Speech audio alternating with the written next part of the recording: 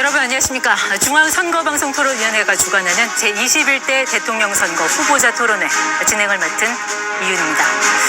대통령 선거가 이제 11일 남았습니다. 누구를 뽑을지 마음 정하셨습니까? 후보들을 비교 평가하고 선택하시는 데 도움을 드리고자 공직선거법 제82조 2에 따라 오늘 토론회가 마련됐습니다. 자, 이 네 분의 후보들이 지금 나와 계신 곳 서울 여의도 KBS 스튜디오입니다. 오늘 토론회는 KBS, MBC, SBS 등 다양한 채널에서 전국에 동시 생방송됩니다. 중앙선거방송토론위원회 유튜브와 네이버 TV에서도 실시간으로 보실 수 있습니다. 아울러 청각장애인분들을 위해 복지TV에서 후보자별 1대1 수어통역 방송을 생중계하고 있습니다. 공직선거법에서 정한 기준에 따라 이 4명의 후보들 모셨고요. 자리와 발언 순서는 사전 추첨을 통해 결정됐음을 알려드립니다. 자, 그럼 본격적으로 시작하겠습니다.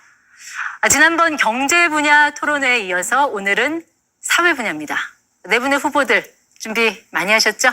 먼저 1분씩 시작 발언 듣겠습니다. 기호 1번 더불어민주당 이재명 후보 시작하시죠.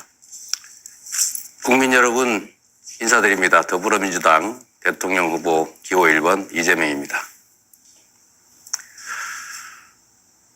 오늘은 마침 노무현 전 대통령이 서거하신 지 16주년이 되는 날입니다. 전 국민의 사랑을 받으셨고 국민과 소통하면서 권위를 버리고 오로지 사람 사는 세상을 원했던 그분이셨습니다. 반칙과 특권 없는 세상을 원하셨지만 여전히 반칙과 특권은 횡행하고 있습니다. 특히 국민 주권, 헌정 질서를 파괴하는 계엄이라고 하는 이 황당한 내란 사태에 온 국민이 놀라고 있습니다. 헌정 질서를 회복하는 것은 무엇보다도 중요합니다. 국민이 주인으로 존중받고 모든 국가 권력이 국가 역량이 오로지 국민만을 위해서 쓰여지는 제대로 된 민주공화국, 진짜 대한민국을 반드시 만들어야 합니다. 저 이재명이 반드시 해내겠습니다. 네, 다음은 기호 2번 국민의힘 김문수 후보입니다. 네, 여러분 거리에 프래카드가 많이 붙어 있는데 이제부터 진짜 대한민국 이렇게 붙어 있습니다. 방금 이재명 후보 또 이제부터 진짜라고 하는데 그러면 그전에는 전부 가짜 대한민국이었습니까? 정말 의학이 짝이 없습니다. 그런데 이렇게 말하는 분은 진짜 총각입니까? 가짜 총각입니까? 진짜 검사입니까? 검사 사칭입니까? 벌금 150만 원 받았지 않습니까? 이렇게 민주당이 지금 공직선거법의 허위사실 유포죄를 삭제를 해가지고 지금 거짓말 많이 하는 사람이 유리하도록 이렇게 법을 바꾸고 있습니다. 이게 말이 됩니까? 이 거짓말을 이렇게 계속하고 총각 사칭, 검사 사칭까지 하면서 어떻게 정말 진짜 대한민국을 말할 수 있습니까? 국민 여러분, 여러분의 소중한 한 표로 이 가짜를 물리칩시다. 가짜를 확 대체하고 진짜 정의로운 정치를 만듭시다. 네, 이어서 기호 5번 민주노동당 권영구 후보 발언하시죠. 국민 여러분, 얼마나 분통이 터지십니까?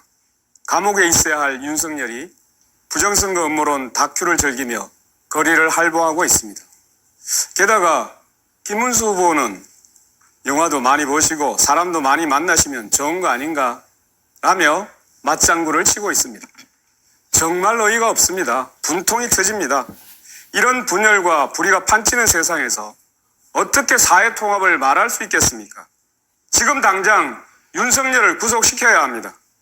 땀 흘려 일해도 집 한 칸 없고 장사가 안 돼 가슴이 무너지고 매달 대출금 갚기도 힘들고 전세로 절망하는 이웃들의 고통을 더는 방치할 수가 없습니다. 불평등과 차별을 갈아엎고 모두가 사람답게 사는 세상을 만들겠습니다. 저 권영국이 정권 교체를 넘어 사회 대기업으로 함께 나서겠습니다. 감사합니다. 다음은 기호 4번 개혁신당 이준석 후보. 이 있습니다. 토론을 해야 합니다.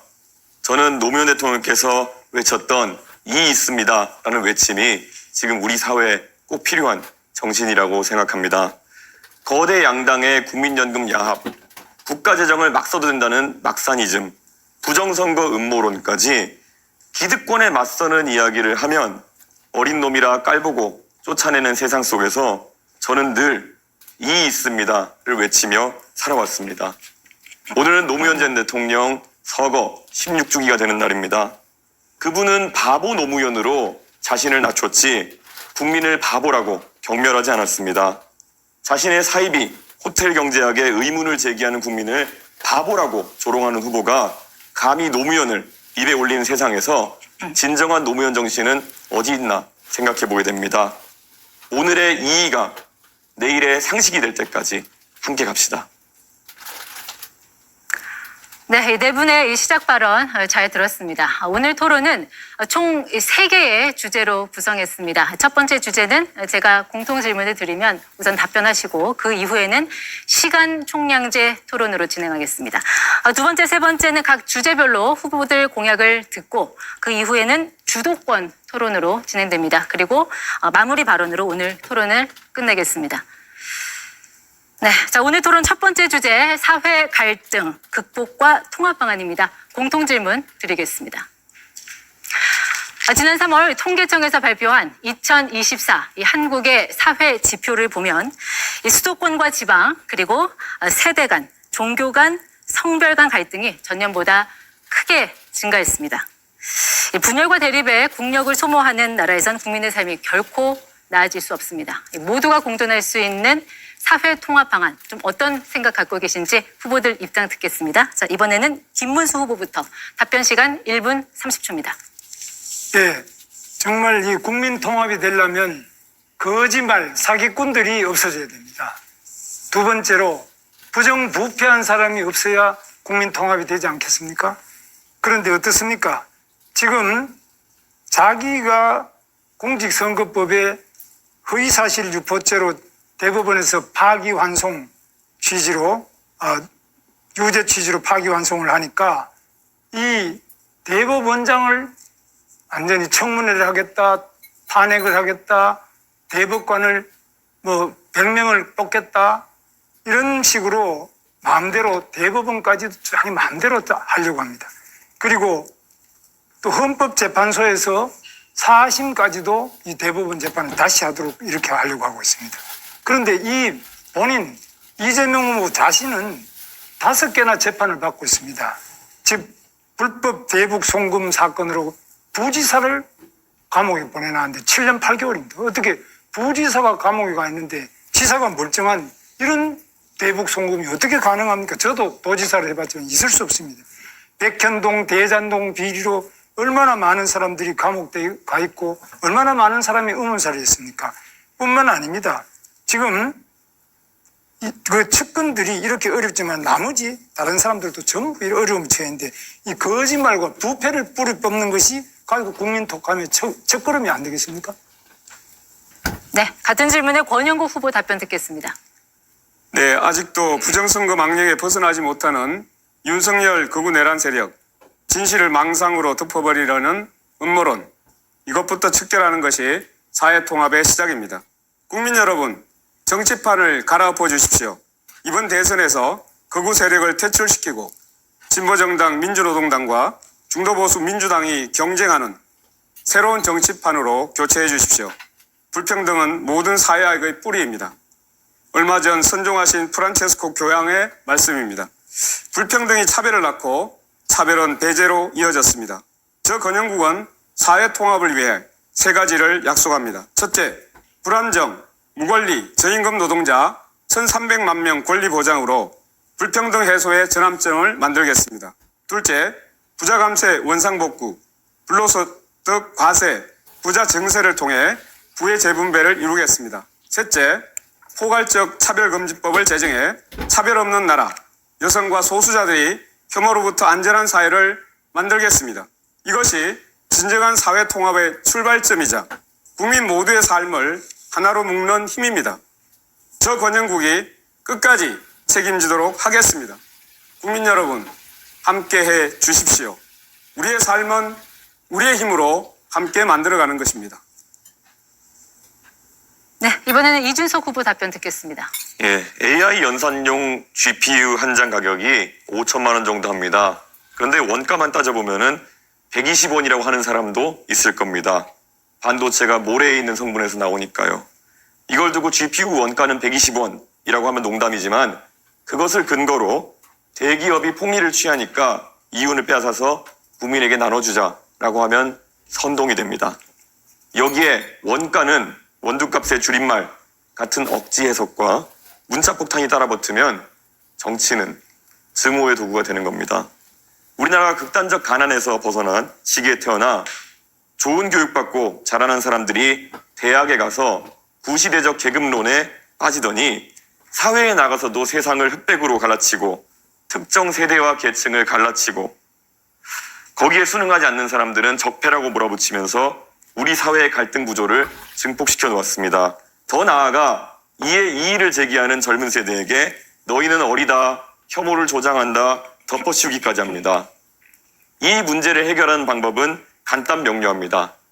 이제는 낡은 세대가 정치 일선에서 깔끔하게 물러나고 열린 세계에서 나고 자란 세대가 전면에 나설 때입니다. 정치 교체가 시대 교체의 출발점입니다. 저 이준석이 해내겠습니다. 네, 다음 순서는 이재명 후보입니다. 네, 사회 갈등의 근본 원인은 양극화, 엄청난 격차에 있습니다. 또 저성장이 큰 원인을 차지합니다. 기회가 적다 보니까 사회 구성원 간의 갈등이 격화됩니다. 기회가 넘치면 갈등이 줄어들겠죠. 그래서 근본적인 해결책은 우리가 다시 성장하는 사회로, 지속적으로 성장하는 사회로 가는 것입니다. 따라서 우리가 미리 제시해드린 것처럼 AI를 포함한 첨단 기술 산업들을 육성하고 기후위기에 맞춰서 신재생 에너지 관련 산업들을 키워야 됩니다. 그리고 문화산업 등을 키워서 전 세계적으로 대한민국이 다시 우뚝 일어서야 합니다.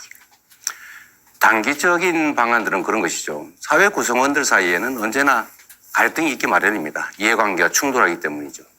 이 이해관계를 충돌하는 것을 해결하는 것이, 조정하는 것이 바로 정치입니다. 그런데 이 정치가 최근에 좀 이상하게 변질했습니다. 상대를 존중하고 대화하고 인정하고 또 타협해야 되는데 상대를 제거하려고 합니다. 가장 극단적인 형태가 이번에 내란, 계엄 사태죠. 야당을 완전히 쓸어 없애버리려고 한 것 아닙니까? 야당, 정치적 상대를 제거하려고 했던 것 아닙니까? 이런 방식으로는 사회 갈등이 해소되는 게 아니라 적대와 혐오, 증오가 커지죠.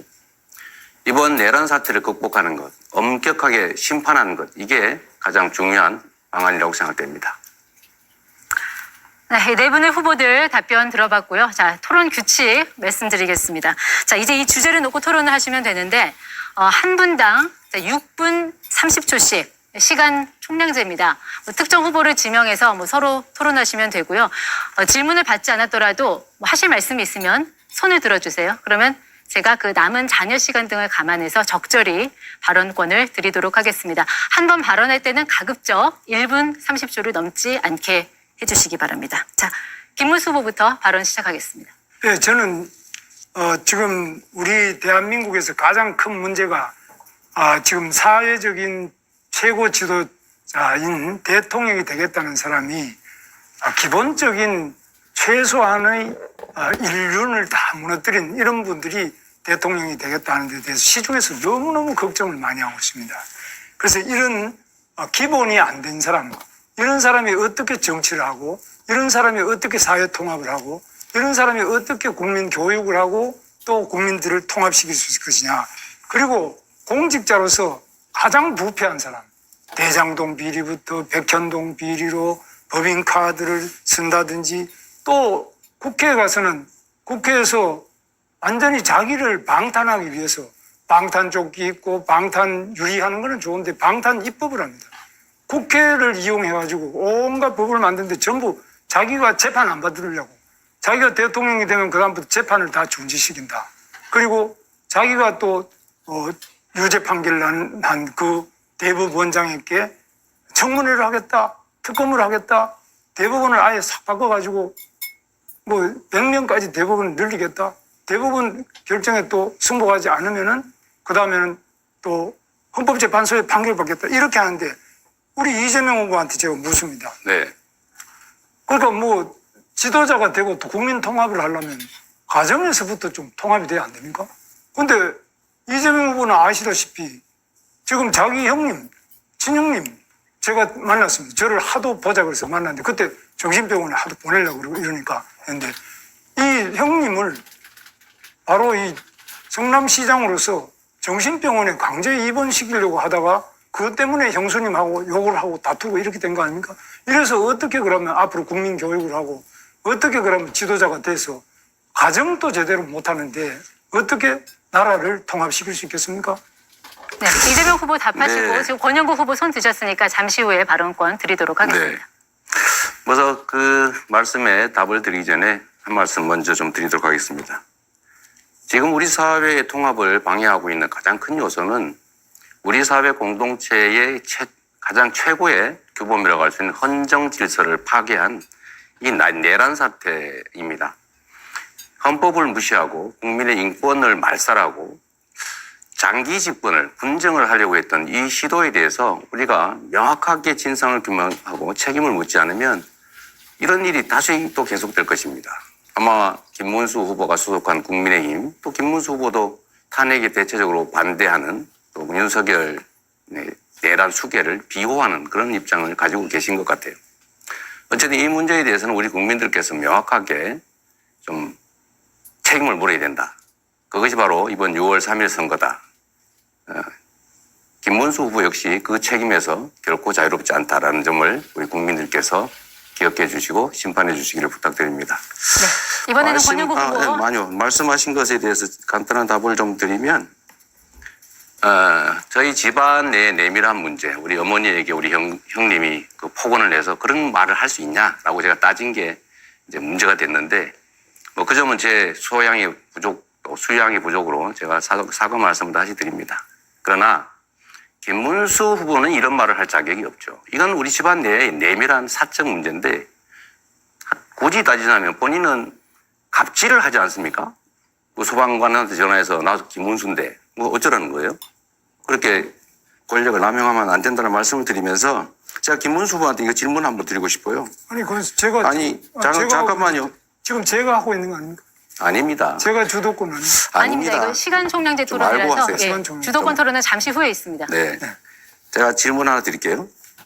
지금 내란 수계 윤석열 전 대통령에 대해서 계속 비호하는 입장을 가지고 있는데 이 단절할 생각 혹시 없는지 그리고 지금 정광훈 목사를 비롯한 극우 세력들과 여전히 깊은 관계를 맺고 있어 보이는데 최소한 그걸 단절해야 정상적인 민주공화국의 대통령이 될 수 있을 거라고 생각합니다.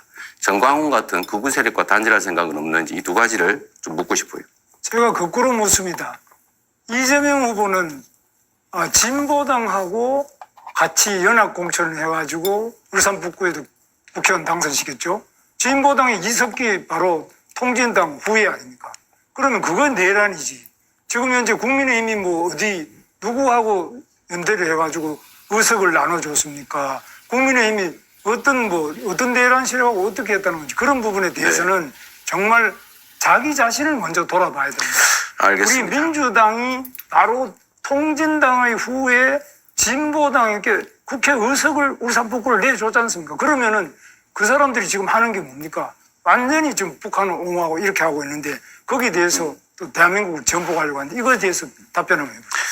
말씀을 피하신 걸로 보면 단절할 의사가 전혀 없어 보이고 또 그 전에 지금까지 하신 발언들을 보면 여전히 내란 세력을 비호하는 극우 세력을 비호하는 정광훈 목사가 감옥을 갔을 때 눈물을 흘린 그런 관계를 여전히 청산하지 못하시는 것 같은데 매우 안타깝다는 말씀을 드리면서 우리 그런 거의 사실을 이야기하면 안 됩니다. 뭐 눈물을 흘리는 거는 정광훈 목사 가서 무슨 눈물을 흘리는지 그 말이 안 되는 거짓말을 또 계속 여기서 하시면 눈물이 그것도 난다라고 한 의사실 영상이 있던데요.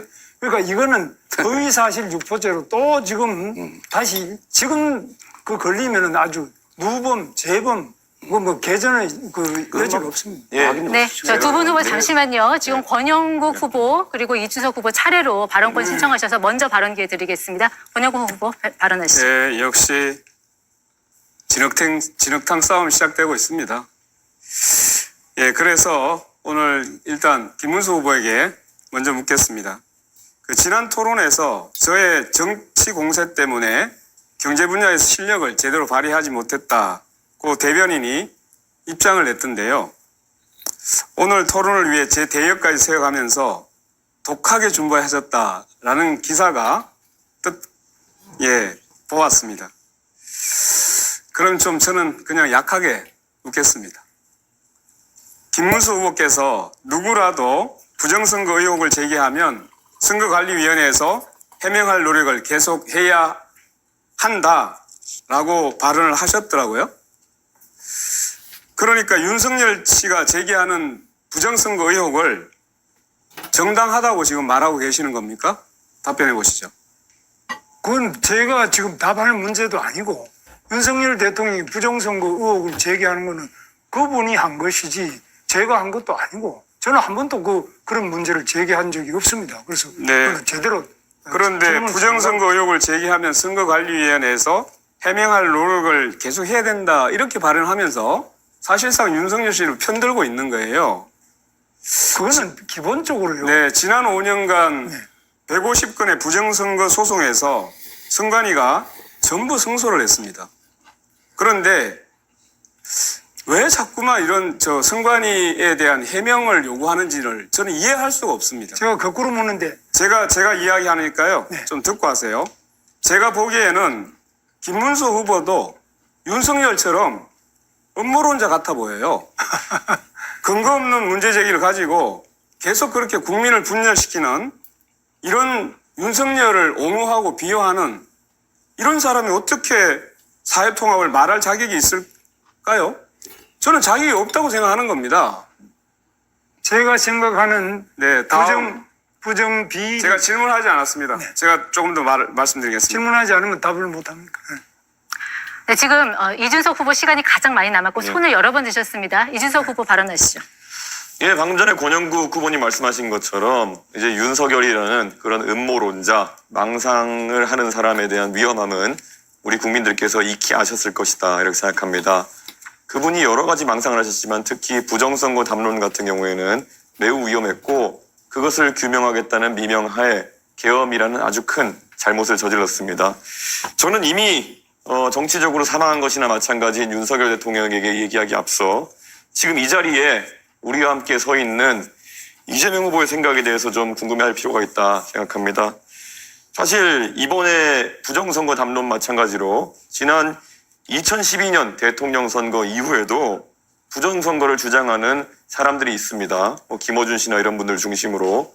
그런데 이재명 후보도 사실 이것에 동조해가지고 부정선거에 관한 내용을 공유한 바가 있습니다. 그래서 이것에 대해서 아직까지 입장을 같게 가져가시는지 궁금하고요.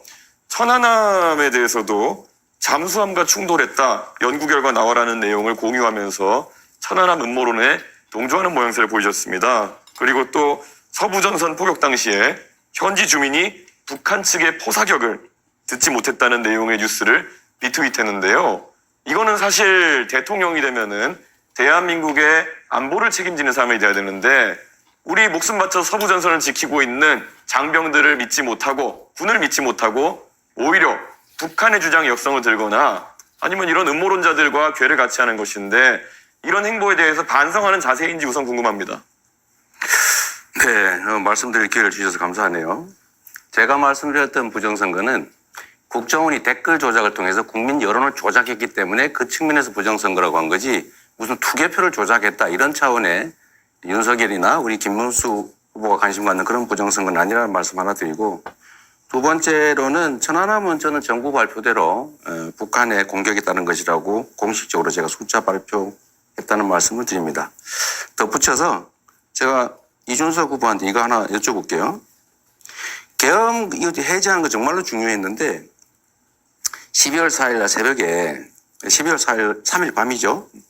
다른 사람들은 전부 국회 담을 넘어서 정말 들어가 전부 계엄 해제에 참여했는데 본인은 왜 담을 넘어가자는 그 참모 보좌관이 넘어가자는데 어떻게 야단을 치면서 쉽게 거의 폭언을 하면서 계속 말다툼을 하면서 결국은 계엄 해제 표결에 참여하지 않았어요. 저는 이게 결국 싸우는 척하면서 결국은 실제로는 계엄 해제에 반대한 거 아니냐. 그거 담 넘어가면 되잖아요.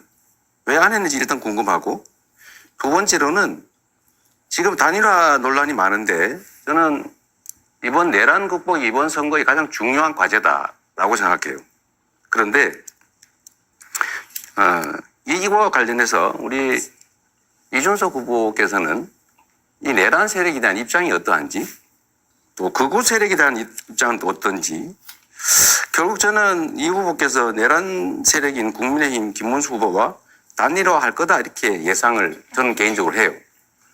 근데 당권을 주겠다든지 총리를 맡겨주겠다 이런 제안이 있었던 걸로 보이는데 단일화, 이 내란 세력 후보와 단일화 할 건지 궁금해서 한번 물어봅니다. 이거 뭘 또 거래를 하는 거 이런 거 불법 아닌가요? 저는 결국 이재명 후보가 음모론적이고 세상을 참 삐딱하게 보고 있다는 것을 다시 한번 증명하고 있다 이런 생각을 합니다. 계엄이 터졌을 때 아마 귀당에 계신 분들께 아마 여쭤보면 알 겁니다. 저는 귀당에 있는 의원들과 계속 소통하고 있었습니다. 지금 국회 본회의장에 몇 명이 들어갔냐. 제가 택시를 타고 국회 쪽으로 이동하는 와중에도 계속 물어봤고요. 그래서 170명 가까이 들어갔다는 것을 보고 안심해서 저는 밖에서 그러면은 여기에 진입하지 못하게 하는 것이 부당함을 항의하겠다라고 제가 이야기하고 계속 밖에 있었던 것입니다. 그리고 안에서 국회의장 비서실에도 연락해가지고 여기 밖에 지금 4명 정도 의원이 못 들어가고 있으니까 와서 우리를 들어가게 해달라라는 요청까지 했고 실제로 그분들이 오셨습니다. 저는 이번에 헌법재판소에서 계엄에 대한 판단을 내리면서 탄핵 판단을 내리면서 결국 이런 것들이 증거자료로 쓰인 것을 잘 알고 계실 겁니다. 그리고 제가 천하람 의원실에 저와 막역하게 지내는 비서관에게 그 얘기를 했을 시점은 이미 표결이 끝난 시점이었습니다. 제가 도착한 시점이 표결 한 5분, 4분 전이었고요. 그렇기 때문에 제가 안에 있는 민주당 의원들과 소통까지 해가면서 정확한 숫자를 파악해서 저는 밖에서 못 들어간 의원들과 같이 들어가겠다 했던 것입니다. 그것을 비난하는 의도를 저는 잘 모르겠는 것이 민주당에도 진입하지 못한 의원님들이 있는 것으로 알고 있습니다. 그분들은 그럼 이재명 후보의 논리대로라면은 계엄을 막을 생각이 없었다는 것입니까? 그렇게 삐딱한 생각으로 우리 당 의원 보는 시각과 다른 당 의원 보는 시각이 다르기 때문에 이재명 후보가 갈라치기하고 우리 편 아니면 다 적이라고 본다는 그런 이야기를 듣는 겁니다. 굉장히 안타깝고요. 저는 국민의힘의 이야기에 대해 가지고 단 한 번의 예외 없이 단일화에 관심 없다고 이야기하고 있습니다. 이재명 후보는 그냥 본인의 망상 속에서 계속 그것만 두려운 겁니다. 그래서 이런 아주 중요한 정책을 물어봐야 되는 자리에서 자기 궁금증 해소하러 나오신 거거든요. 저는 이런 것들은 이재명 후보가 굉장히 편협한 시각을 갖고 있다는 확신을 국민에게 줄 거라 봅니다. 네, 제가 정리삼아 이 말씀을 한번 드려볼게요. 그렇게 설명하시면 됩니다. 국민들은 의구심을 가지고 있죠. 거기서 말다툼을 하면서 시간을 보내고 의결 정족수가 충분하니까 계속 싸우고 있겠다. 이건 저는 국민들께 납득하기 어려울 거라고 생각해요. 물론 단일화 문제에 대해서는 나중에 결과가 결국은 나오겠죠. 그때 가서 보기로 하겠습니다. 제가 김문수 후보님한테 하나만 더 여쭤볼게요. 네. 김문수 후보님 가산제 지금 재도입하겠다고 공약하셨죠. 가산제를 과거와는 가산점을. 다른 방식으로 재도입하겠다고. 네. 그 위헌 판결 난 건 아시죠? 위헌 판결은 그게 지나치게 5%까지 가산점을 너무 많이 준다든지 너무 좁은 범위로 해서 그랬기 때문에 저는 저는 좀 다른 방법. 저는 이게 젊은 시절에 강제로 좀 의무적으로 입대하는 남성 청년들을 보호할 필요가 있다고 생각해요. 네.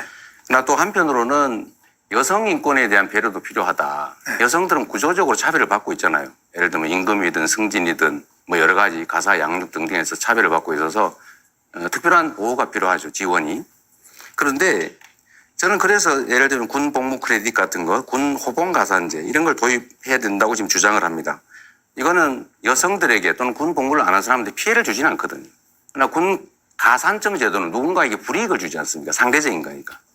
그런데 이것은 결국 헌법이 위헌 판결을 했는데 헌법을 개정하지 않은 한 쉽지 않은 이런 거를 도입하겠다고 하는 건 결국 또 여성들을 상대로 갈라치기를 하거나 아니면 쉽게 말하면 여성들을 우롱하는 그런 거 아닌가요? 국가를 위해서 자기 청춘을 18개월 동안 의무 복무를 하고 또 장기간 복무하던 분들이 사회에 나와서 일정한 정도로 좀 혜택을 받는다. 그것도 또 공직에 취임할 때 약간의 뭐 5% 이런 게 아니라 약간이라도 배려를 한다는 것은 우리 국가의 책무이고 또 보훈의 기본입니다. 그래서 그런 부분을 가지고 이 과거에 위헌 판결 난 것처럼 그렇게는 절대 하지 않을 겁니다. 이재명 후보 발언 시간 27초 남았는데요. 예, 먼저 권영국 후보 손 드셨으니까 발언 기회 네네. 드리겠습니다. 일단 김문수 후보에게 묻겠습니다. 네. 최근 유세에서 중대재해처벌법을 악법이라며 폐지해야 한다고 했습니다.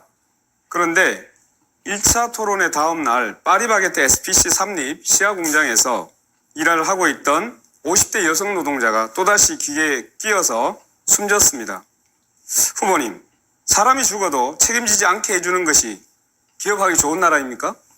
저는 그래도 예. 자, 이런 사고가 계속 빈번하고 있는데 중대재해처벌법 폐지를 계속 주장할 건가요? 중대재해처벌법을 폐지하자는 것이 아니라 그것이 지나치게 처벌 위주로 되어 있기 때문에 중대재해에 대한 예방을 우선으로 하고 처벌은 그 다음에 최소한으로 해야 된다. 그게 법의 기본 원칙이고 그 다음에 두 번째로 큰 업체와 아주 중소기업하고 다른데 이건 지나치게 작은 중소기업도 무조건 처벌한다 할 경우에는 아니, 기업할 사람이 없습니다. 다 네. 처벌받아서 김문수 후보님, 왜 거짓말 하십니까? 2025년 5월 15일 중소기업 중앙회 조창 강연 축사에서 중대재해처벌법 이거 악법이니까 폐지 또는 재개정해야 되는 거 아니냐 이런 얘기 한 적이 있잖아요. 재개정한다고 그랬습니다. 네. 폐지라는 말을 썼다는 얘기는 폐지를 염두에 두고 하는 얘기 아닙니까? 그 대신에 다른 법을 만드는 것이 맞다 이거죠. 그래서 제목 네. 자체가 제가 얘기 계속 중대재해처벌법이 하겠습니다. 아니라 중대재해예방법 이렇게 만들어야죠. 예방을 하기 위해서 책임을 묻지 않는 지금까지의 산업재해 현실이 계속된 거예요.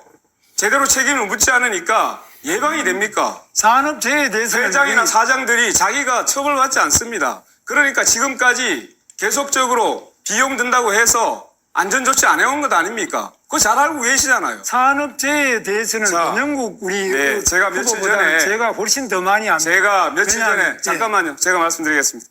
제가 며칠 전에 빈소를 다녀왔습니다. 근데 그 영정석의 얼굴을 보니까 아직도 참 젊어서 정말 마음이 아팠습니다.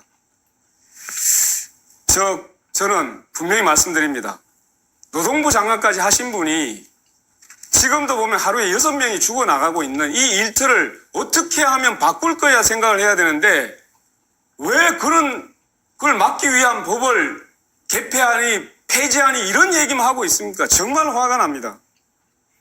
네, 여기까지 하겠습니다. 그리고 네, 제가 좀 말씀을 됐습니다. 예. 이재명 후보께 제가 시간이 많이 남지 않아서. 네. 답변 시간이 짧기 때문에 짧게 네, 질문하시고 제가 질문을 네, 조금 많이 하고 네, 혹시 답변을 답변 듣고 싶으면 본인의 시간을 양도하셔도 됩니다. 예, 지난해 연말 그 신사동 빌라 반지하에서 거주하던 50대 무직 남성이 생활고로 사망을 했습니다. 알고 네. 계실 겁니다. 네. 공과금과 주택관리비를 수개월 내지 못했던 고인은 주민센터에 긴급 복지 지원을 2차례 요청을 했는데 관련 사업 예산이 소진됐다라는 답변만 들었습니다. 네. 2달 뒤에 이 남성은 숨졌습니다. 분명히 말씀드리겠습니다. 이 죽음의 배후에는 부자들에게 87조 원이라고 하는 그 세금을 깎아준 윤석열 정부가 있습니다. 그런데 민주당도 매우 유감스럽게도 예산심사에서 합의를 해줬습니다. 그래서 묻겠습니다. 윤석열 정부의 부자 감세 원상복구해야 않겠습니까? 맞는 말씀이신데 원칙적으로 동의합니다만 지금은 경제 상황이 너무 어려워서 좀 지금은 유보해야 될 것 같습니다. 네. 이재명 후보 20초 남았는데 계속 쓰시겠습니까? 제가- 네, 그러면 손 드신 김문수 후보부터 먼저 발언 기회 네. 드리겠습니다. 제가 이재명 후보에게 또 묻겠습니다.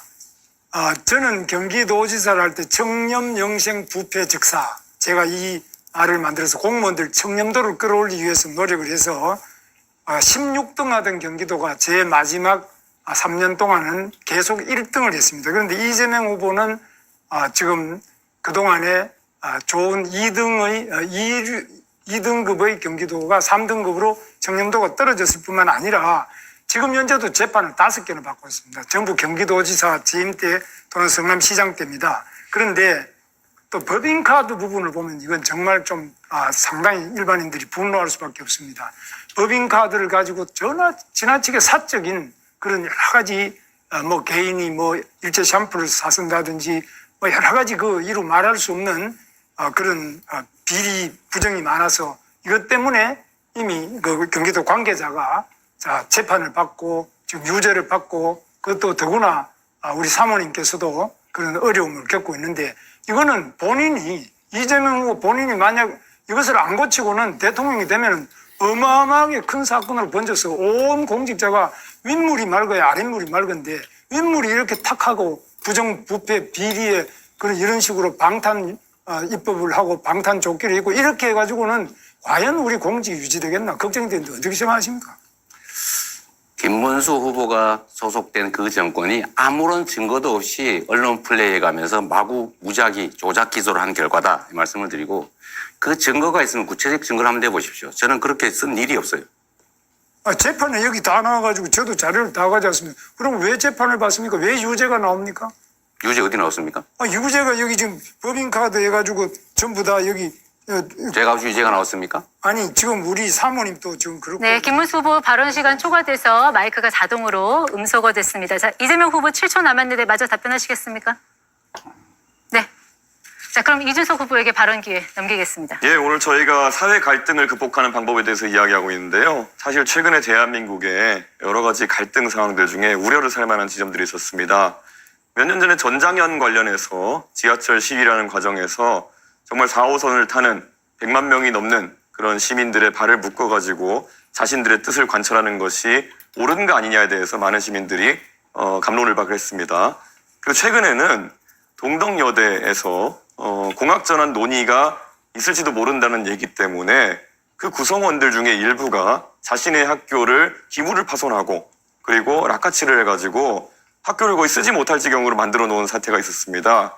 그런데 한 가지 여기서 주목할 점은 민주당이 매번 등장해서 여기서 그런 행위를 한 분들에 대해 가지고 적극적인 옹호를 해왔다는 겁니다.